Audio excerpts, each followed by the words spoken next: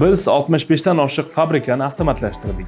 Eng katta muammo bu ishlab chiqarish jarayonlari shaffof emas. Omborda esa pullar muzlab yotibdi. Har bir korxonada jarayon shaffof bo'lmasa, eng ko'p zarar aynan mana shu yerda bo'ladi. Fabrikada qaysi potok unumli ishlayapti, qaysi biri sust ishlayapti, kunlik rejaga haqiqatda erishilyaptimi? Rahbar bilmaydi. Ombordachi, aksariyat fabrikalarda ombor qorong'u xonaga o'xshaydi. Qancha xomashyo bor, qaysi partiya qaysi buyurtmaga ketgan, qaysi materiallar tugayapti, hech kim aniq ayta olmaydi. Biz AppPoint o'rnatgan fabrikalarda har doim bir xil holatni ko'rdik. Ortiqcha xomashyo 15-30% ga kamayadi. Omborda muzlab qolgan pul qayta aylanishga kiradi. Jarayon shaffoflashadi. Rahbar har sekundda real vaqt natijani ko'radi va eng muhimi oyiga 80-100 million so'm tejaladi. Bu mo'jiza emas, jarayonlarning avtomatlashtirilishi. Bu jarayonlar sizda ham bormi? Xavotir olmang, albatta yechim bor. Izohlarda plyus belgisini qoldiring yoki pastdagi havola orqali ro'yxatdan o'ting.